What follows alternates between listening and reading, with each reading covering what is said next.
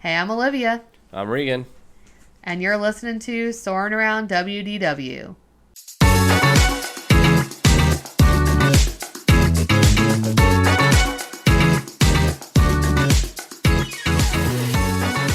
Okay, so welcome everybody to this week's episode. We have a lot to cover. Of course, as soon as we stopped recording last week, the news started, and it has literally kept coming ever since. So there's been a ton of news that has dropped this week. But first, I just want to say thank you so much to everybody for helping us get to 1,000 followers on Instagram. That was a super fun thing to wake up to this week. And we really appreciate everyone who follows us. If you found this podcast somehow without following us, I just want to let you know that you can follow us at Soarin Around WDW Pod. But thank you to all the followers who have been interacting. We post, fun reels every week, different things to vote on with the old versus new question boxes. So if you aren't following us, go ahead and do that. It's a good time. And just wanted to go ahead and jump right in with some crazy news. But Regan, why don't you finally give another update on Rise of the Resistance single rider? Because, of course, it changed like the day after we recorded last time. Yep. So tell us what's going on with that. Yeah, so first of all, I hope that nobody ended up going on Rise of the Resistance single rider between last week's episode and this week's episode, thinking that it was going to be one experience and getting a different one. But they did update it again.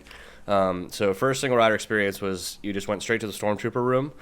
Second single rider experience we talked about last week was that you were going to be put into specific single rider groups that would still experience the transport part of the pre-show experience. And then now they haven't switched it to include the Ray and BB-8 pre-show as well.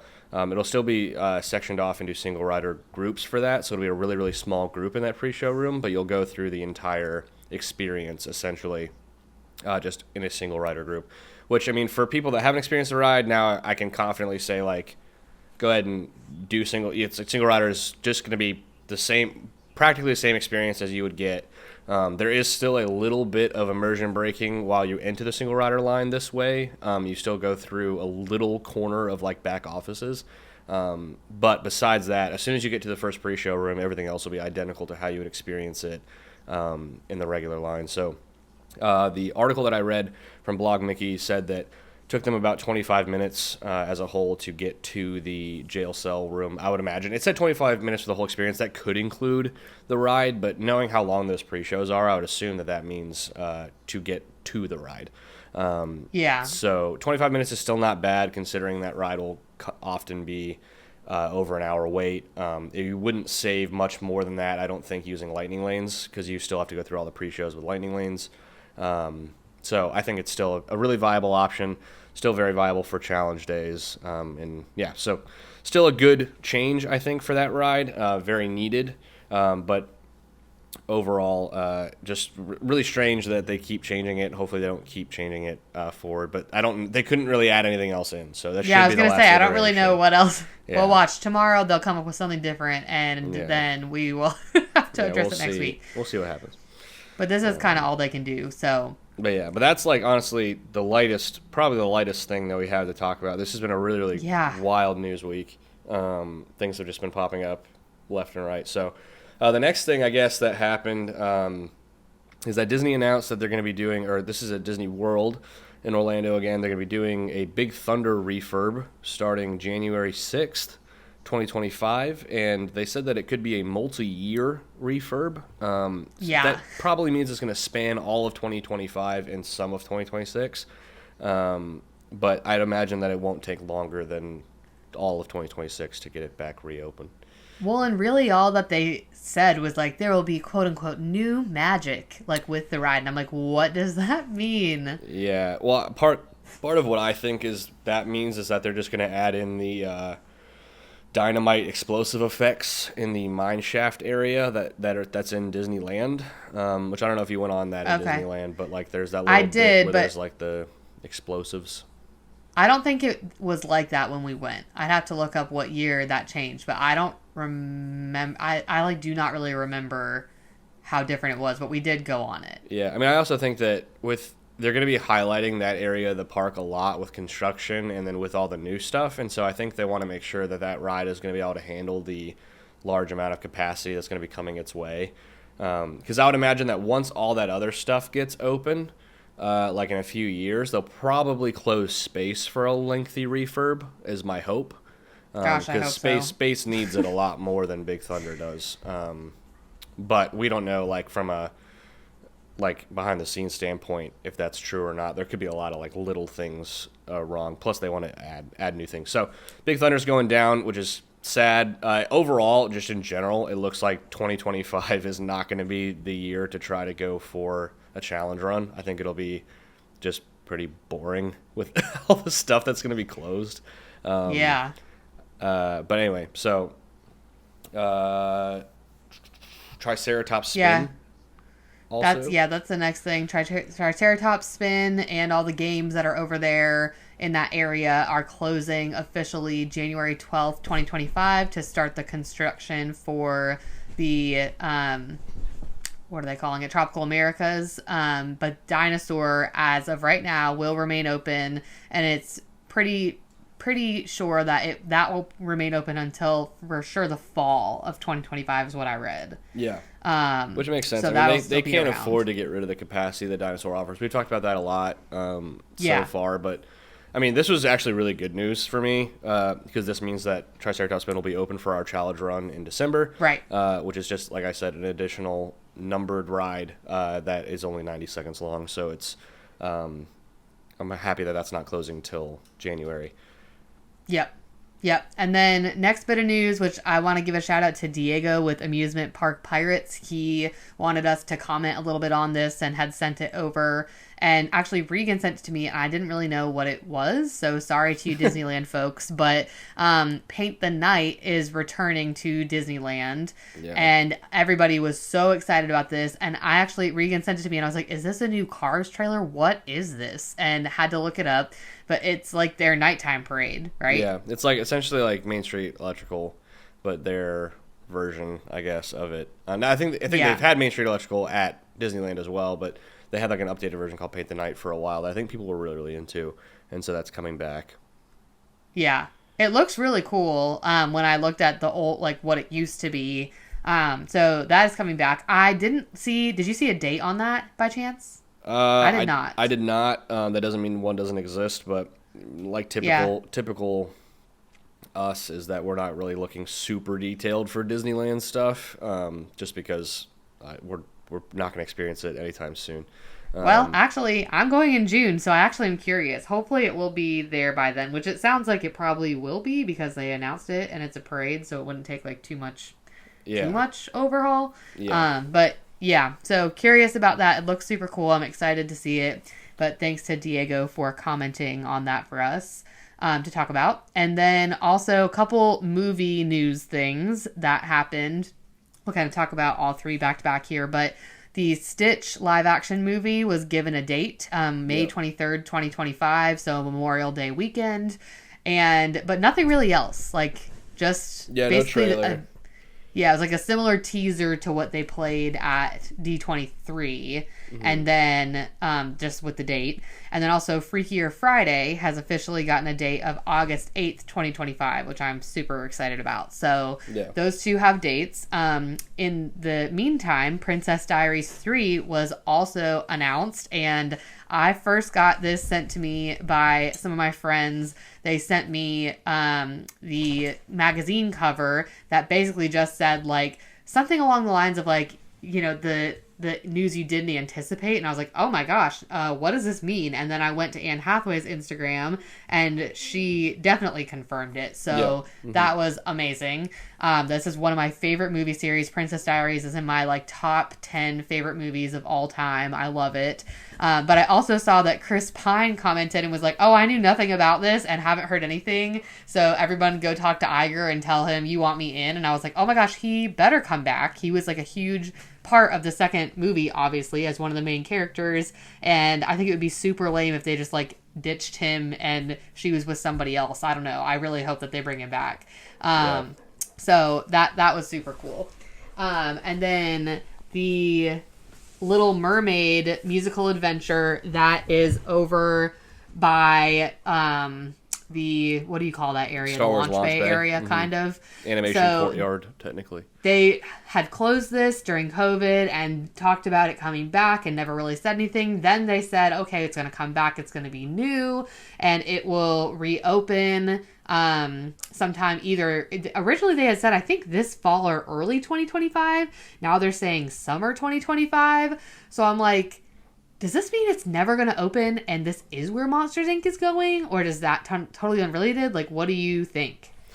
So what I've seen, especially because this doesn't mean what I think the tweet that I saw thinks it means, but essentially they said something along the lines of like, the marquee, like the sign, got a new permit to like replace the sign of the Little Mermaid, which I guess they should have done anyway. But what people are thinking that could potentially mean is that they delayed it because they're going to open the Little Mermaid stage show in the building that Muppet Vision 3D is in. Which, like, I don't know why they would do that, and I don't know why that was really a theory, because and then build, because that would be 2025. They would then close Animation Courtyard and start making way for Monstropolis. But I still think that Monstropolis is going over where Muppet Vision 3D is. I haven't really given up on that idea, and so I think Muppets will close in the summer regardless. But, oh my gosh, people are gonna lose their minds if that happens. Wow. But also they could potentially run that Little Mermaid show right there and still block off 99% of that animation courtyard and still run in that building, and then just replace that with another stage show closer to when construction will be finished for Monstropolis. But still, it's super weird that they haven't told us where that's going yet. Yeah, very weird. And I'm wondering if they're just going to wait until it's like more prevalent. Especially with the backlash that they got from the Rivers of America stuff. So I wonder if they're just waiting for stuff to kind of dial down. They've been kind of announcing a lot of things lately that have just been like making people really angry. And so I think that they're probably just not wanting to add gasoline to the fire.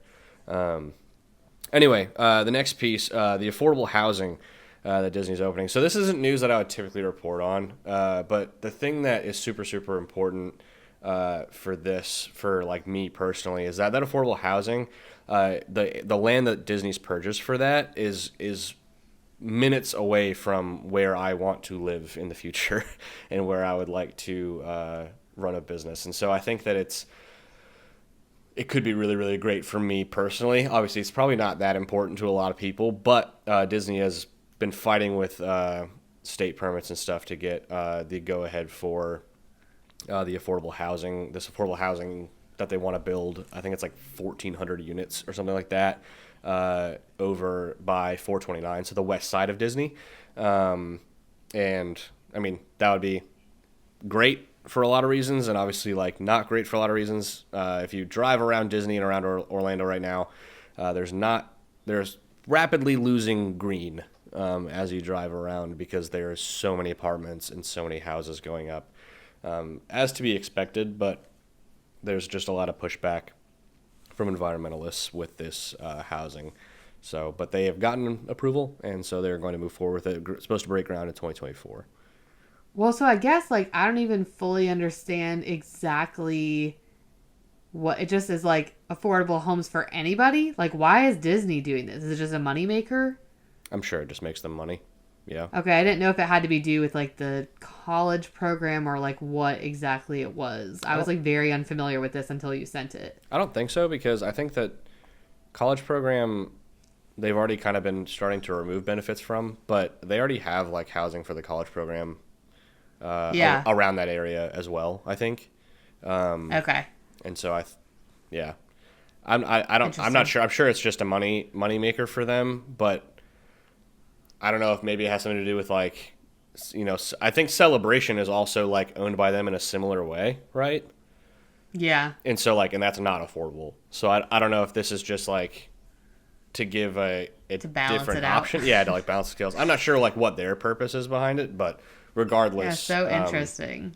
To have that much development happening around an area that I potentially want to be in the future is exciting for me. So. Yeah, I guess it's just weird. Like, I definitely don't hear like Disney and affordable in the same sentence often. So No, I was especially like, lately. So. Right. Yeah, which we'll get into. Yeah. Very interesting. And then the Macy's Day Parade is going to have a Disney cruise ship float, which is cool. We watch the Macy's Day Parade every year. Do you guys watch it? Yeah, we watch it like in the background every year. Same. I would say it's not like something we're dialed into super a lot. Like I don't really care about it, but Steph's family has always watched it every Thanksgiving morning, and so it's always on. It's interesting because Disney's cruise. I know they're like building a lot of ships and they're doing a lot of things with the cruise line right now.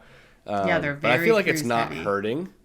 Like it's not an industry that's hurting. It's one of like cruises and parks were the two like big money makers for Disney. Yeah. The last I heard, and so it's interesting that they feel the need to advertise it on something that's so watched. Yeah. So but yeah, they're doing a float for the Macy's Day Parade for Disney Cruise Line. Yeah, looking forward to seeing it. We watch it every year while we're cooking, and the kids always get really excited to see, whatever characters and whatnot. So Yeah. we'll be looking out for it. And then speaking of cruise lines, the cruise ship, their newest cruise ship, I think it's their newest, the Disney ship Adventure, Disney Adventure, is going to embark on its maiden voyage on December 15th of 25. You'll be able to book it December 10th of 24. Looks like pricing's going to be released on November 14th of 24. What's really, really cool about the ship, and it sucks because I think it's departing out of Singapore. Is that correct? Yeah, it's in Asia. Uh-huh. And which really sucks because, as per usual, like anything Marvel when it comes to Disney is always really unattainable for me. It's never just in my backyard in Disney World or in Orlando, which is very frustrating. But this is going to have attractions that are Marvel themed on the top deck, including an Iron Man themed roller coaster on a cruise ship, which just like, I mean, I'm sold. Like if it was in, like if it was more accessible to ride on, like I would definitely be all over this. But I don't think I'm going to be getting over to Singapore anytime soon. Yeah, see, I have like mixed feelings about this. Like, first of all, it looks terrifying to be on that top deck, and I don't know, the Iron Cycle looks a little like a very mild, laid back version of Tron. It's supposed to be the longest roller coaster on a cruise ship. Yeah, well, I mean, I guess that can't be it's that fast. tough to beat. Yeah. Yeah, I don't know. It's so interesting to me, and it's very interesting because usually the top deck of the Disney ships have like the water slide or whatever, the aqueduct or different things. Yeah. So I'm like, I didn't see any pools on this ship, and maybe that's just like because of the population, like in Asia, or like what they foresee for it. The pictures of the ship are super interesting. Yeah, but I did see that a lot of the top deck then was made up of like queues. Yeah, like carnival rides. ride type looking things, and then queues. Like apparently there's like a Groot Galaxy spin, quantum racers. It was just, I don't know, it was different. See, I saw it and I wasn't like, oh yeah, I need to go to Singapore for that. I was like, I mean, cool. Like, Yeah, but you're not as Marvel crazy as I am. That is very true. The things that I thought were cool were some of the shows. It looks like there's going to be some kind of Moana show. There's going to be a Baymax show. So like that looked cool. Yeah. I highly doubt I will ever go on this cruise ship, but it was interesting to read about. It seems like there's a lot. Obviously many other ships have been announced, and like the Treasure just recently started booking and is setting sail soon. And so it's like, it's very interesting to see everything they're doing with the cruise ships. But yeah, I don't know how I feel about this one. But it was interesting to see everything that they announced with that. Yeah, for sure. Absolutely. So do you want to talk about the big thing that Disney did this week? Well, hold on. We got two more things.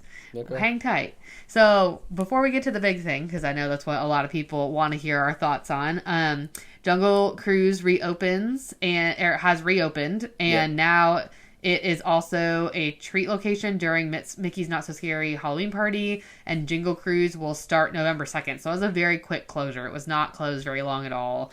No, they Imagineers released a video like some of the work they did, and it seemed like they got a lot done in a short time. So Yeah.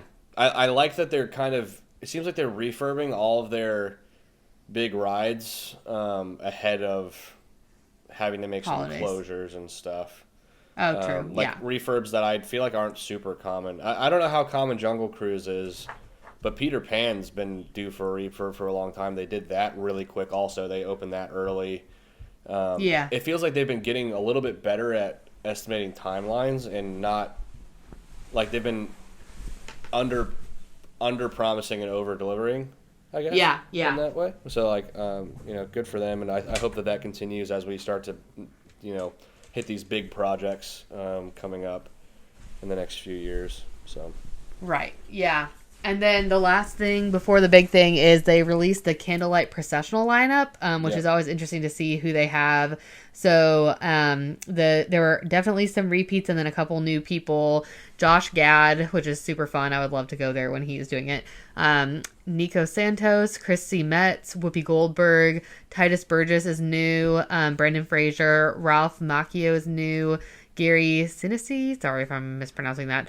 Neil Patrick Harris, who I think was there when we were there last year, right? Regan doing our challenge run. Didn't that girl in line with us say that maybe he had been at the parks? Day. I mean, he was definitely like there last year. Yeah, like he definitely did it last year, but I don't know if it was the same day or not.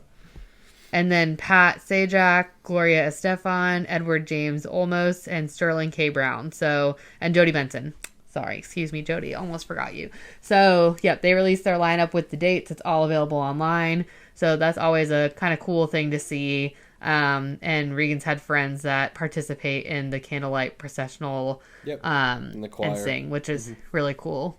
Yeah, so let's go ahead and get into it. First, I do want to say thank you to Katie. She is one of my friends that is also a travel agent. She lives here in North Carolina, but she has annual passes, and she's helped hook me up with some different information about a lot of things, but also helped me with trip planning. Her Instagram handle is @2+3travelers, and she texted me right away when all this crazy news dropped and was like, what are your thoughts? Here's, some things that I think and some information, and she gets a little bit of insider stuff with her travel agency, so that was really cool. But go ahead and take it away, Regan, and tell us what what is happening, what is the big news? Yeah, so I mean, I think that we touched on this as a rumor, and this actually makes me feel really good about it, because I said that I wouldn't report on rumors unless I felt like they were viable, and we reported on this a few weeks ago. It wasn't even that long ago, I feel like, that we talked about this, and it is actually happening. So everyone's been kind of asking for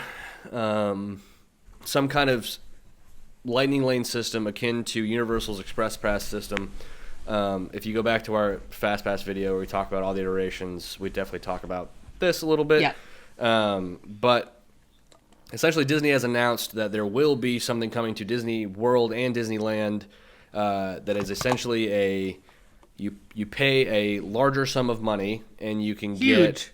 We'll get to that. And then you get one ride on every ride without having to book a return time. So any ride that has a Lightning Lane queue already, without having to book a return time, you can just go and scan in to any ride once, including the single pass rides. And yeah, this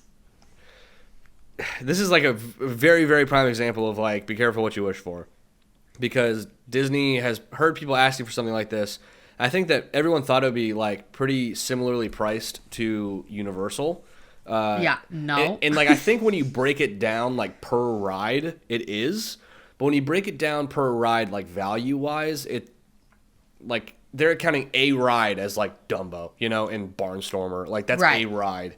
Where I think that most of the rides, if not all of the rides at Universal, are a bit more like higher end than that when they're talking about these express passes.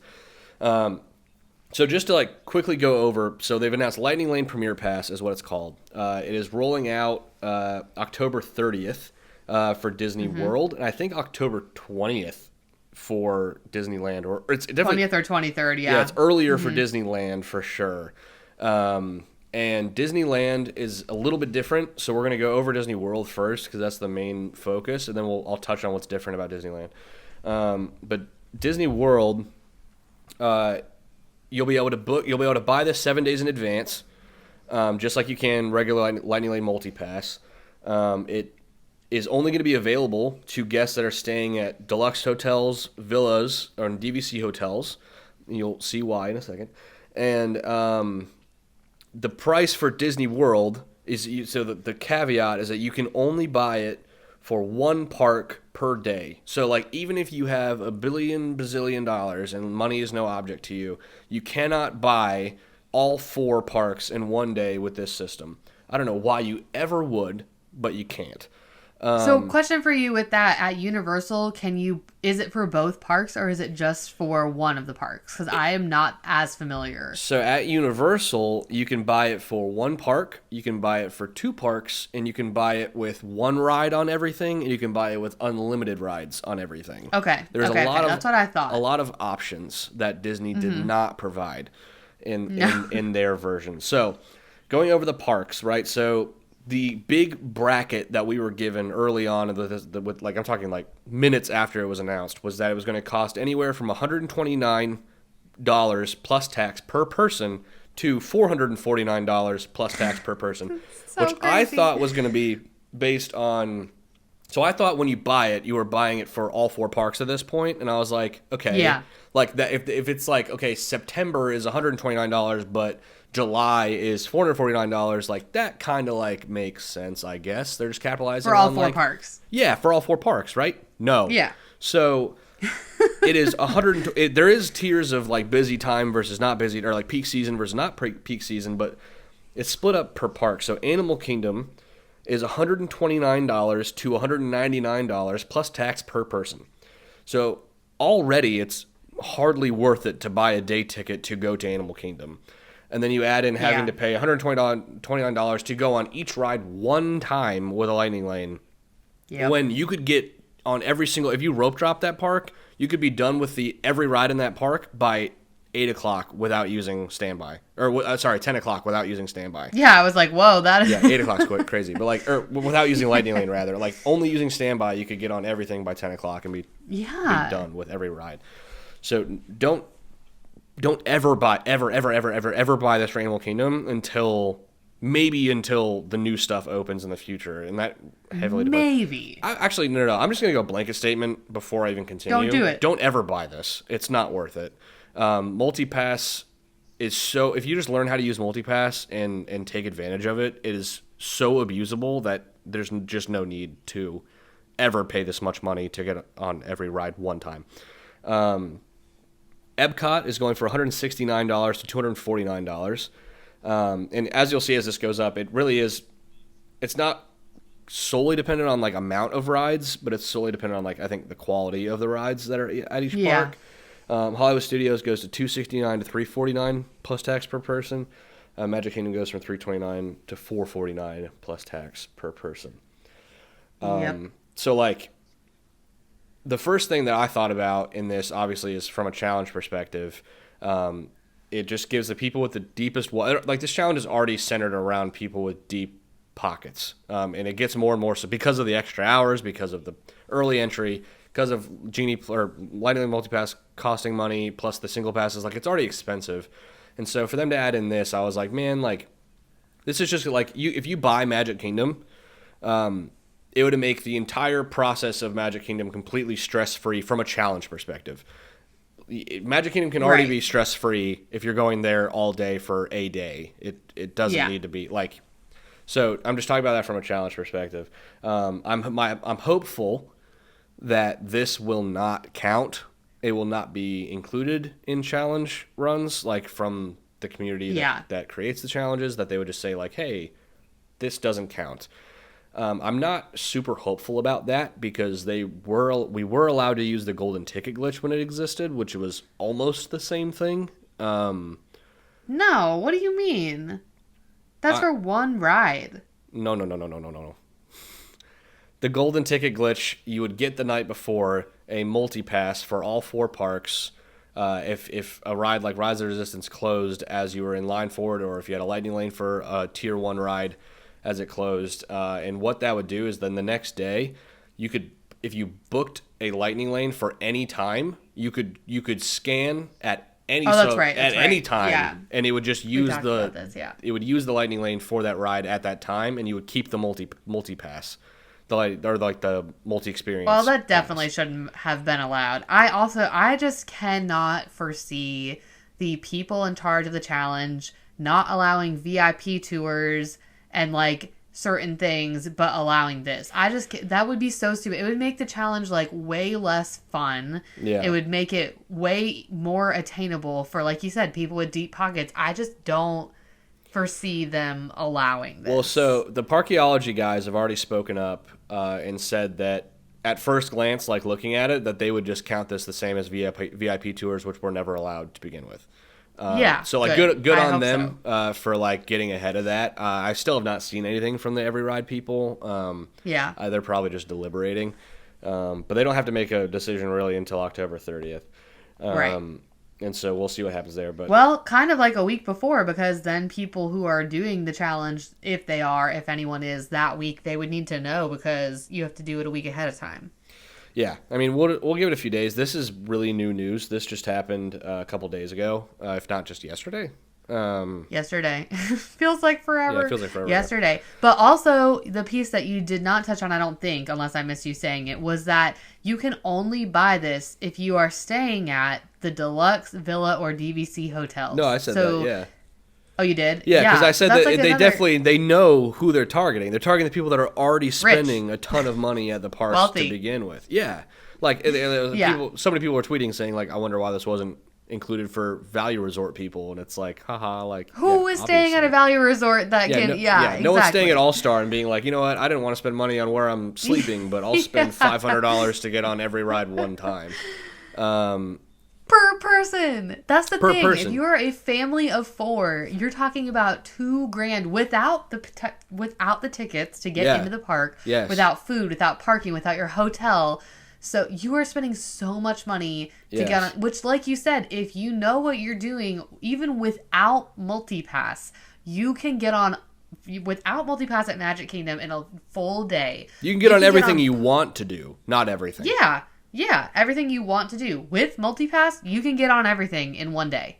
Yeah. So I'm like, I don't understand the purpose of this. And I know people were asking for, and everybody's in their ear about Universal and about Universal and what they have and blah, blah, blah. But this is not the same as Universal. No. Well, here, let me talk about a little bit what's different with Universal. I think that they could have saved themselves, and they really didn't. And this is so typical of Disney, because they just do not care about their pass holders at all. But no kidding. Anybody at Universal that stays like on property at their deluxe resorts has express passes included for free in their room keys. Exactly. Yes. Exactly. And pass holders, there's a tier of the pass. I don't know exactly what time, but there's a tier of the pass that every time you go after a certain time of day, if I think it's like 4 p.m., you get infinite express passes anyway. Oh, so, dang, I didn't know that. That's insane already. That is insane. And so in Disney, there's no discounts for this for annual pass holders. There's no discounts for this if you're staying at those resorts. It's just you can buy this if you're staying at those resorts. It's the gatekeeping is actually insane. I have a feeling that it will not be long. They'll test this out, let's say, for the rest of 2024, and then they will be changing stuff about it, because everyone is, and their brother is complaining. And they couldn't have announced this at the worst time, which we'll get into, obviously, Universal stuff. But, like, first I don't think that there's a version of this that matters. There's no version of this that they could come out with that I would be like, I want to pay for this. Unless it was... True. Same for me. Unless it was unless it was a one-time payment that included a ticket, a resort stay, and this for all 4 parks. Right. Like if there was like that kind of like a package, then it'd be different. But like better if it was included in the deluxe resorts. Yeah, or if it was included in the highest tier of annual pass, like something kind of like to benefit anyone other than people that are already spending a ton of money at Disney. It's right. But they're just like, nah, you're already like stretching yourselves thin, working overtime, doing everything to get to this park. So we're just going to make this even more. But I think like people are freaking out about it more so, well, it's unaffordable, but also more so from a sense of like, oh no, now the lines are going to get, it's going to be really hard to get lightning lanes. No, it's not. No one is buying this. No, this is... In the best part about it is every time you're in a lightning lane now, you're going to be able to think to yourself, like, I paid $21 to stand here, and the person behind me may have paid $400, and they're still standing behind me. Yes, this is what Katie and I were talking about with this, is it's like, why would you do this versus a VIP tour, which you can, it's all 4 parks, it's an amount of time, so you can't do everything at all 4 parks, but like, it's all 4 parks, and you can split it, the VIP tour, amongst like 8 or 10 people or something. The price is not that much more. So It's like, you don't have to stay at a deluxe to do that. You don't have to go to one park only. Like, why wouldn't you just do that if you're rich? Like, I truly don't understand. So when we were texting back and forth about this, we were like, what were they thinking and what is the benefit? And then, so I guess jump into Disneyland, like what they're doing there. So Disneyland, from what I saw, is that it's $300 to $400 always, and it's always for both parks. I don't think it's only for one park for Disneyland. I think it's for both parks always. But I could be wrong about that. But that was my understanding of the difference. Okay. Either way, I mean, like,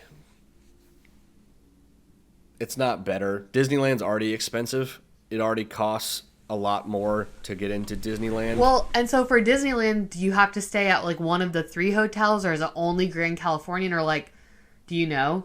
I don't know. And I'll have to, I'll look into it deeper. Because they only have those 3 hotels, but Pixar Pier is like a little more affordable than the other 2. Right. And I can see if I can find that out by the time we stop.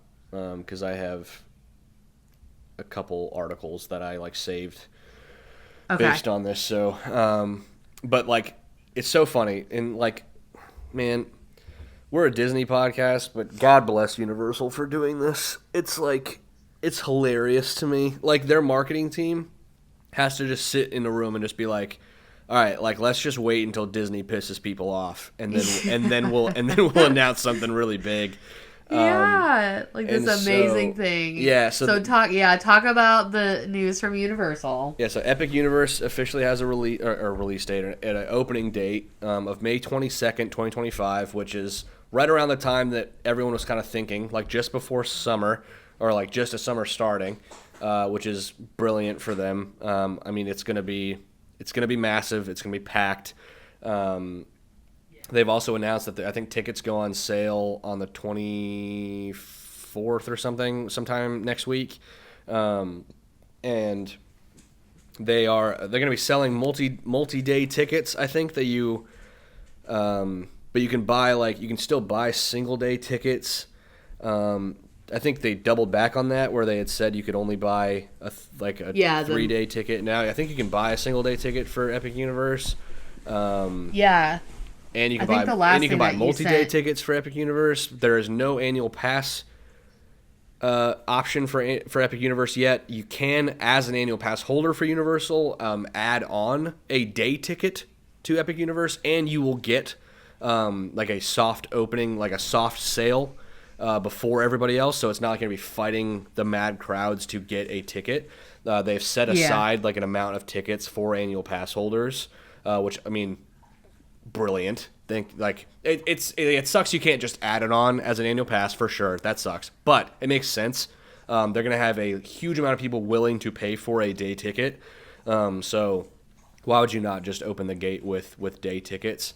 And right, I mean, it's going to be massive. I think that Disney will not exist for most of 2025 because of this park. Yeah, which will make it a great time to but go. It won't because they've closed all the. I mean, for a challenge perspective, they'll have closed all the. From a challenge perspective, so many rides. You're going to visit.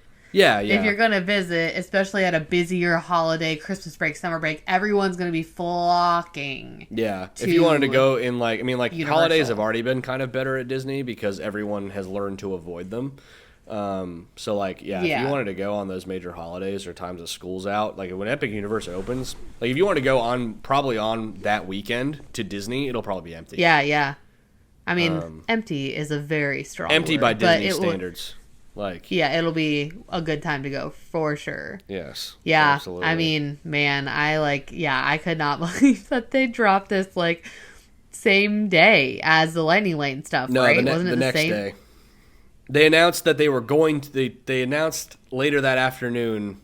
Something was that they coming. were gonna announce the release date and or the opening date, and they did the next day. Their marketing team is on it. They're making fun of Disney, posting pictures of bus wraps and stuff. Because last time they announced Epic Universe stuff, Disney announced a new bus wrap, and it's yeah. And I'm not saying. Whatever, Universal's better than Disney in any way. I just think that, you'd be a fool to not be excited about Epic Universe. Whether you love Disney or Universal or whatever, it's just exciting to have a brand new theme park that's going to be, really high quality with a lot of new rides. Everything's new. Yeah. It's not even just going to, a new land at a park. It's, everything will be new. And so I'm definitely going to try and get out there probably, maybe next fall, but at the latest in 2026 sometime, and just see everything. Yeah. Just because, I'll probably wait until. We don't know ticket prices yet. We have seen some hotel prices. There's 2 hotels opening. I forget the names of them. One's the Grand Helios, and the other is something weird. But one is essentially being priced at kind of an all-star level. Yeah. It looked like about $138-ish a night. That was based on a 7-night stay, which is really long. So I'm sure it's a little bit more expensive than that, but that's still, regardless, not that bad. And then the newer one the nice one, higher end one that's I think attached to Epic Universe directly, the Grand Helios looked like it was being priced out about $250 to $260 a night based on a 7-night stay. So probably closer to $300, which again in the grand scheme is not bad. No. And those also go up, I think, the same day as the tickets. So you can book those hotels next week as well. I'm sure that everything's going to be sold out very quickly. So if you want to get over there and get those tickets for next year, feel free. If I was in a position where I could, go for a week to go to Epic Universe, I'd probably do it. I'm not. But I would want to be able to take my time through it and enjoy it and not feel like I'm going for one day and miss stuff. Yeah. So until I can afford to do it as a full vacation, it just wouldn't be super worth it unless I meet people that can get me in or something. There's no right. It's just not something that's in our. I wonder how they're doing that for employees and guest passes and stuff. They'll probably do an employee soft opening. My assumption would be that's what Disney usually does as well. And then a lot of times cast members get blocked out of parks that are experiencing new things. So when Galaxy's Edge opened, cast members were blocked out of Hollywood Studios for a while, and so it'll probably be pretty similar, I would imagine. But or it could be different. I don't know what perks they've offered people that are. If they've started hiring and stuff for Epic Universe, I would love to maybe get a hold of somebody that ends up or has accepted a job there, and ask them questions. Just to see what they're offering. I'm sure it's pretty great. Really excited about Epic Universe. I could go on and on about just basically every attraction in that park interests me to some degree. Some more than others, but still, just really excited to see it all. So. Yeah, cool, man. Whew. Okay. That was so much news. I feel actually maybe we should not do anything else except move on to our old versus new and trivia because we are already 45 minutes in. Yeah, this was a very abnormal week. It was just thing after thing after thing after thing, and it's big news too. So it's there's just a lot happening. I think Disney announcing how much they're closing next year is just kind of them accepting that next year is going to be about Universal rebuilding. And regardless of, like I said, Disney versus Universal, like having that open is just gonna be great for tourism. It's gonna be great for the economy of Orlando, like to bring more people. Like, so I think Disney will be ultimately it'll be a good thing overall. As I'm people really start to hoping plan that by the vacations. time, yeah, I'm really hoping that by the time Epic Universe starts and is open, that we have some kind of information about the, new Frontierland, closing of Rivers of America and construct like some kind of like solid construction, Monsters Inc. like something, because I feel like they're really gonna have to play catch up here, and they can't take, you know, 20 years to tell us information. And No, yeah. so I'm I really don't. hoping I that don't we'll think have it'll some be more long. solid. I think they're planning it out pretty well as far as like phased closures. Like we know Dinoland is a Yeah. phased closure, but like Mhm. I think that all of it is kind of a phased closure. Like they're gonna close Triceratops Spin, and then they'll close the Rivers of America, and then they'll close Dinosaur, and then like it's gonna be stagnant over the course of, or staggered over the course of 2025. But I think by the end of 2025, everything that has to close to make way for those new projects will be closed. Yeah. Yeah. Probably. So we'll see. It's going to be 2025 will definitely be a year of change. That is for sure.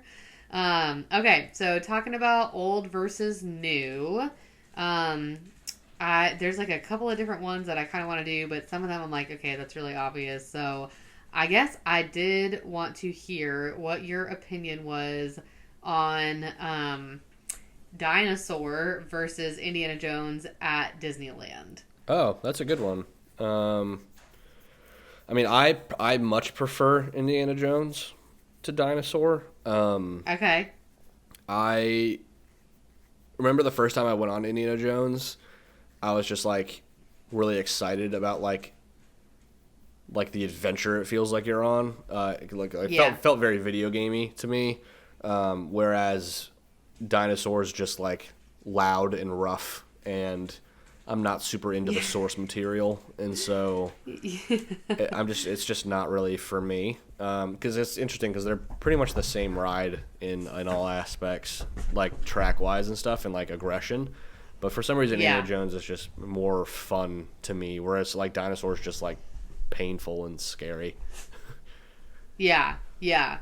So I actually was like reading a little bit about these two rides. I actually think that it's so funny. Sorry, Nike is like playing with her toy right in the mic. If you hear a bunch of growling, that is my dog. Yeah, okay. I can't hear it. I actually feel like I like Dinosaur better.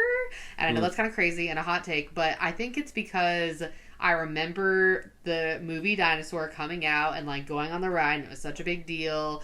And when I went on Indiana Jones, I actually thought that it felt a little outdated, and like there were a little things, and this was 7 years ago. I just thought like, yes, I liked the theming. I love Indiana Jones. Indiana Jones stunt show is one of my favorite things. But I just don't know. I wasn't as impressed. It felt like a little mummy-ish, like roller coaster-ish, but not as cool to me, which I don't know. I get that vibe for sure. Like there's that one scene where you're like the wall, it just like kind of lights up as you go past it, just like it does in the Mummy. Yes. Yeah, so I get that feeling. But like I don't know, the music and like most of like what the source is, I'm just more into. Yes, and I didn't know that when what's it called? Animal Kingdom opened, that the ride was originally named Countdown to Extinction. And I've heard that, before. I did not know that. And then it changed to Dinosaur to promote the movie. Yeah. And I was like, oh, okay. Did not know that. I mean, because that was when they put the statue out front as well. Okay. That wasn't always there. Okay. That makes sense. Because like most of the ride doesn't have anything really to do with the movie. Right, yeah. Literally, it's just like dinosaurs. Yeah. And there are definitely some really cheesy parts of that, or where like, they flash lights, but the thing's not moving. Like, it isn't always, but just like the dinosaur running alongside of you, and then the ending, as a kid, that scared the bejesus out of me, but it was one of those things that I was like, oh my God, that scared me, but I want to go again. Like, I really liked it for some reason. It is so rough. Yeah, see, I'm not in that boat. Both of those instances, like, still frighten me now. Yeah. Like, where I'm just like, well, it's just like, I don't think about it like, oh, a dinosaur's coming to get me. Like, I get in my head about, like, God, I hope that stops. Like, when it's running next to you, I'm like, if this doesn't stop moving, it's just going to run into our truck. Like, and that's what freaks me out for some reason. Or, like, when things like, the same thing happened on the Jurassic Park, or maybe I'm just scared of dinosaurs, honestly. But, like, whenever the thing's, like, above you, and it's, like, coming down on you, I'm like, God, if this thing falls. Like, yeah. It's more like, for me, it's like thinking about the age of the ride and things breaking and crushing me than it is like the actual dinosaurs themselves. Yeah. Well, and I've been broken. So one time my sister-in-law and I got stuck on that ride, like at the part with the dinosaur, and it was terrifying because it just kept like growling, but like it was just dark, like nothing was happening. We were like, oh, when are we going to move? And it was like, it was for like 5 minutes. Like it was a long, and that doesn't seem like a long time, but it is a long time when you're sitting there. So that definitely freaked me out. But yeah, that it is a crazy ride. I'm excited to see what they do with it with Indiana Jones. I hope they make the technology a little more updated, and I hope it's not all just like Tiana's where it's like screens and like that's it. Like I hope that they make it like with actual animatronics and stuff, because that is like, that dinosaur animatronic is crazy. Have you been on Tiana's? No. It's not all screens. But aren't there, everybody says there's a ton of screens. There are screens, but they're definitely like in the background. They're not like the main part. Except for one scene. Only one scene, I would say, like, you're supposed to be looking at the screens. The rest of the time, it's just, like, stuff happening in the background. Okay. Well, to be determined when we go in December. But, okay. So, yeah, I vote dinosaur, and you vote Indiana Jones. So, good. As per usual. I did find this information about Disneyland's Lightning Premiere Pass. So the difference, you can only book it up to 2 days prior, not 7 days. It is for both parks with one Lightning Lane per ride for 1 day. Prices vary by date. It'll be $400 flat per person for all days left in 2024. And the range goes from $300 to $400 starting in 2025. And it's available October 23rd to all guests that have a park reservation. Wow. So even pass holders. Yeah.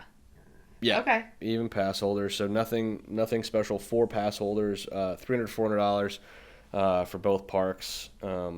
See, like, that's something that if, like, again, I'm not spending this kind of money. I'm not saying like I think, oh great, spend that kind of money. But if I was running the Disneyland Challenge, that would be way more worth it. In like whatever, I had to catch a flight because I'm doing coast to coast or something, like.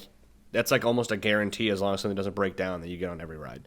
Because I think I mentioned like this does include Lightning Lane single pass rides, so it includes Guardians, it includes Tron, it includes Mine Train, it includes all those rides one time. But like when you're doing the challenge, all you need is one time. That's all you need. Yeah, that is the thing though. If you spent all that money, and broke down. If I'm paying, if I'm paying that much money, say for like Epcot, let me go on Guardians 50 times in a row if that's what I want to do. Like, it just doesn't make any sense. Why one time? I don't know. That's crazy for the money. I just cannot believe that's the price that they dropped. Yes. But we'll see what happens, and I think I'm curious what they're going to think of people's response to all this. Like, it was shocking. I mean, Disney has definitely a habit of announcing things that make people really mad before they announce stuff that's really good. So I'm hoping this week they're going to announce something good.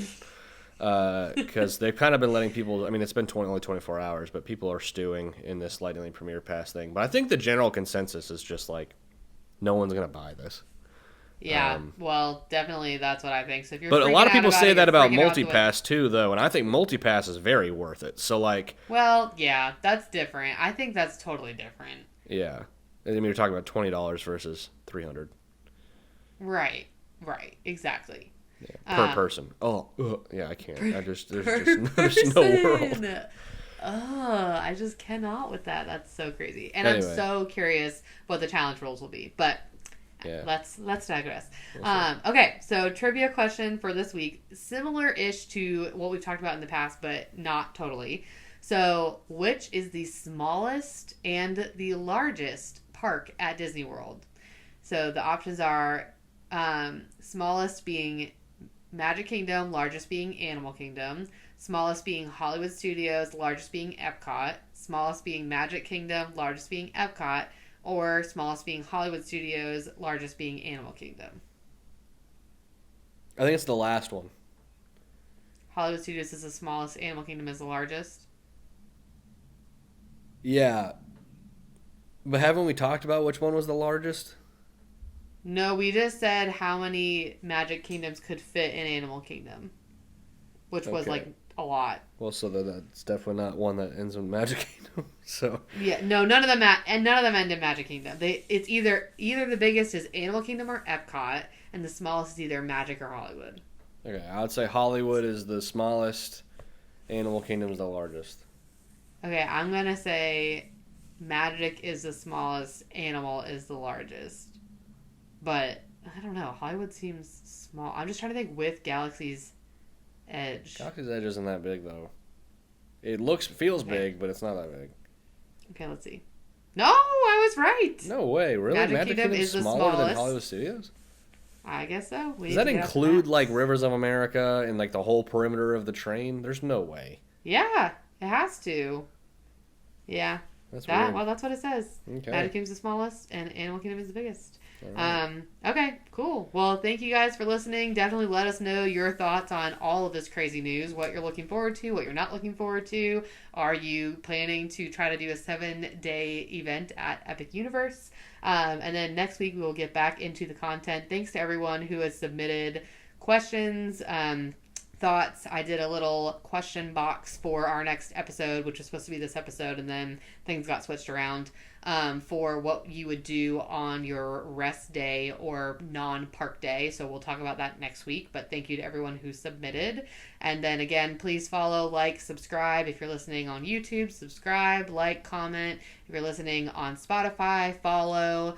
And then give us 5 stars, please, if you enjoyed the show. And then Regan puts up the poll for our old versus new at the end of every episode. You can click on the episode and vote there. So would love to hear y'all's thoughts. And then you want to do your little Club 33.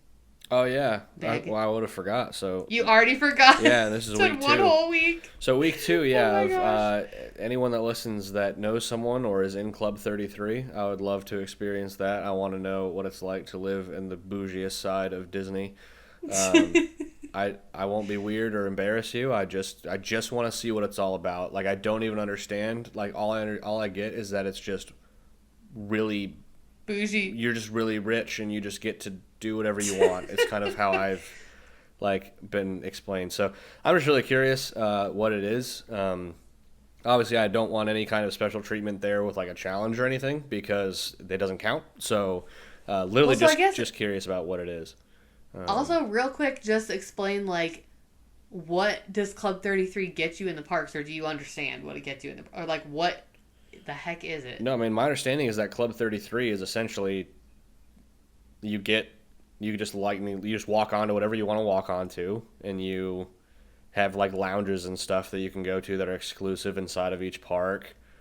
And can anyone with deep pockets be in Club 33? No, you have to like get nominated by people that are already in it. Gotcha. I think. Okay. It's like super exclusive. Mystery. And so, yeah, again, I have no desire to be in it, but if there's like a guest pass thing, well, I do want to be in it someday, but I want to earn that myself. But like... This is in Disneyland only, correct? No, this is Disney World. Oh, it is? Yes. Oh my gosh, I know nothing about this because I am not bougie. We'll have We're to look all-star into it. People.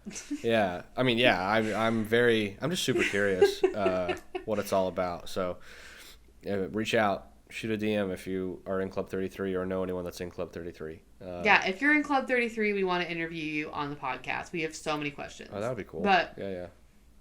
Also, we'd just like to talk to you if you don't want to be on the podcast. Yeah, so this is week 2. Okay. Of week 2 of begging for that. So. All right, y'all. Thanks for listening. We will see you next week. Bye. See you next week.